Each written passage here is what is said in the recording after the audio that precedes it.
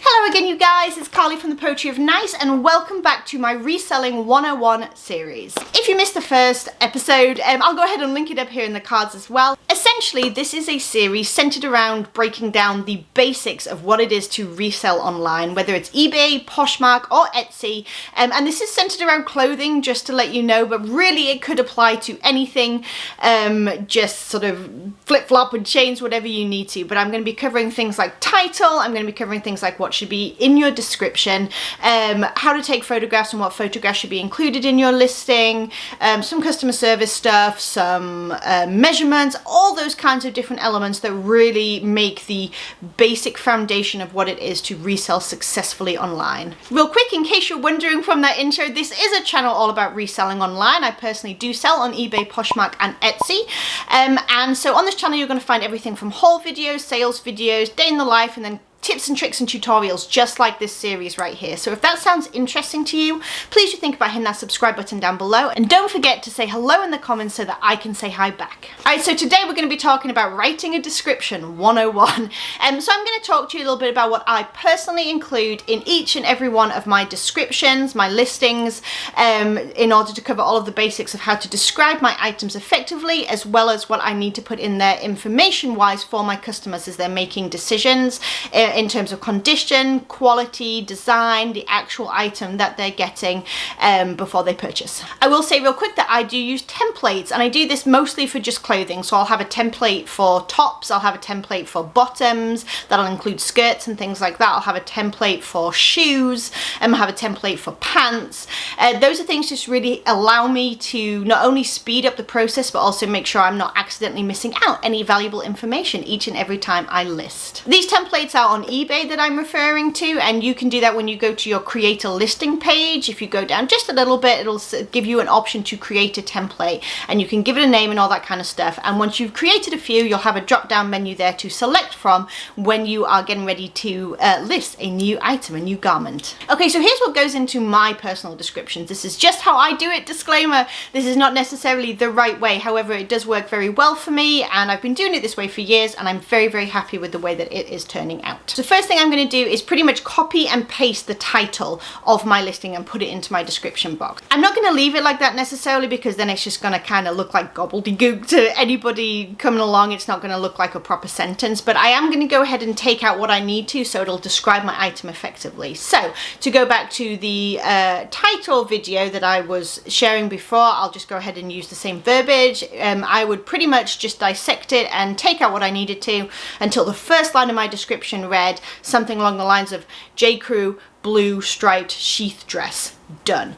Very, very basic, just saying exactly what the item is. And then at the end of that, I personally put an inventory number. I will share my inventory system in a different video, but that is where I choose to put it. I don't use the SKU like a lot of people do. I just haven't either gotten around to that yet, or just not the way I do it, I don't know.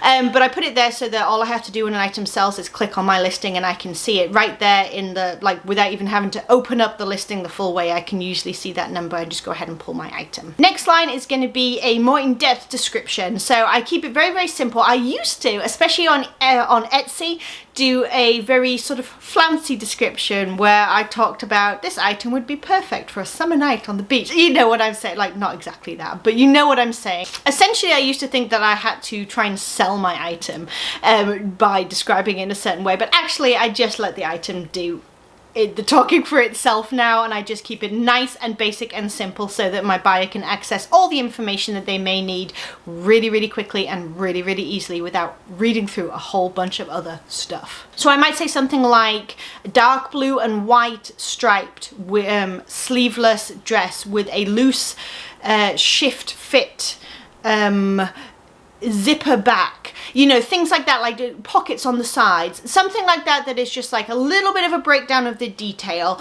of the piece. Again, not over the top, you don't have to describe every single little thing about it, but if there's something that stands out like pockets or an exposed zipper, or you want to just you know, mention that this is not a fitted dress, this is a slightly like boxy shift dress or something like that, this is probably the place to do it, at least in my opinion. Just like one quick line underneath your initial sort of title in the description box. Next stage, I'm going to do my garment facts. So this is where I'm going to put things like women size 10, and then I'm going to put my fabric content. I do fill out my entire fabric content just because I think that that's important. Some people have allergies or sensitivities, some people just really want to know what the fabric content is, and while I do include a photograph of my fabric content tag, sometimes on Poshmark with the limited photos I don't end up having that garment tag in there. I just have like the size and the brand tag, so it's very useful for me cross-posting to go ahead and have all that information already in the description. And of course it's easier for my buyer to access that information as well when it's all together nice and neat. The next thing that I may put here would be something like style number, so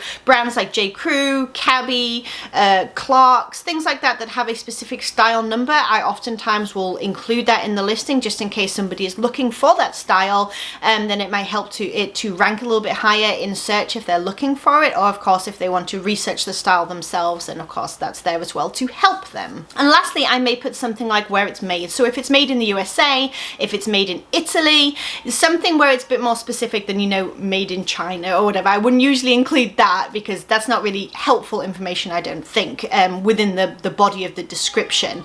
I do always include the information if I have it in the drop down menus or in eBay and things like that, but not in the description because it's just not super useful. However, some of those nice places for it to be made, you know, they tend to reflect quality. I will often include that as well, just to maybe try and like catch my buyer's eye, or just let them know that this is a slightly higher quality piece if that is what they are looking for in this brand. Next, I'm going to do my approximate measurements. I always use the word approximate. Whether or not that will help me in the long run, I do not know, but hopefully that will give the buyer the idea that these are measurements taken by me, who is not a seamstress, but that it should be useful for them to go on when sizing up an item online. I will of course do a different video on how to take measurements. That's going to be coming in this series as well, but I will let you know that when it comes to all the different garments, tops have a different set of measurements that I take, pants have a different set of measurements that I take. I even do some measurements for shoes some of the time, most of the time, just depending what they are, and onwards and so forth. So keep your eye out for that video if you're interested in learning a bit more about taking measurements. And lastly, I'm going to do my condition details. So I personally have a little like blurb that I always use in all of my listings as long as they are a pre-owned condition.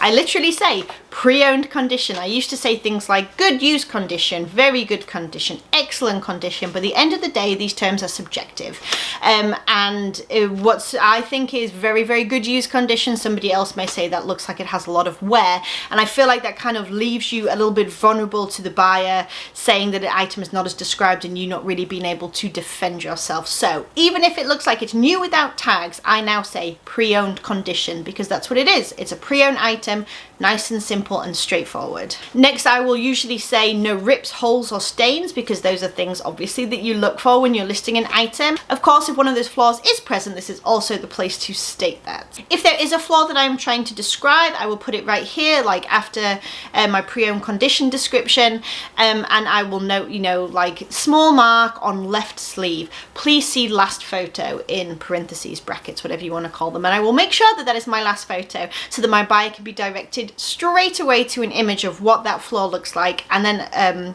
afterwards as well, I will also put please see all photos for condition details. It's just my way of urging a buyer, redundant or not, to please check out all of the photographs of the item, because sometimes people don't. And then what I'll do on eBay is I will copy and paste that whole like pre-owned condition blurb, and I will put it in my condition description as well, so that it is in several different places, as well as the photographs to support my description of the condition. And this is really just a way to help my buyers to see exactly what they're getting, to hopefully have a piece come to them that meets or exceeds their expectations. I will mention, put a little disclaimer in there as well, which sometimes people ask about, but most of the time they don't. And I say occasional signs of normal wear may be present. You obviously do not have to do that. To me, this is, like I said, literally like a little disclaimer. It's a reiteration from me to the buyer that this is a pre-owned item, and that they should, while the condition is good, and I will note any specific flaws, even down to like light peeling or wash wear, that I want them to bear in mind that this is an item that is pre-owned. And again, that is an effort to try to exceed my buyer's expectations as opposed to overpromise and underdeliver, which I never want to do. And that's it. That is my description 101. I copy and paste this and I use it on Poshmark and on Etsy as well. It works just fine for all platforms, and I find having a template and having a specific way of doing it it each and every time. Really streamlines my process and makes sure that I don't miss out any important information when I'm listing my items online. Alright you guys, if you enjoyed this video, please do think about giving a thumbs up. Please do think about hitting that subscribe button down below, especially if you want to see some more of the videos coming in this Reselling 101 series. And I will talk to you all in the next video. Bye you guys.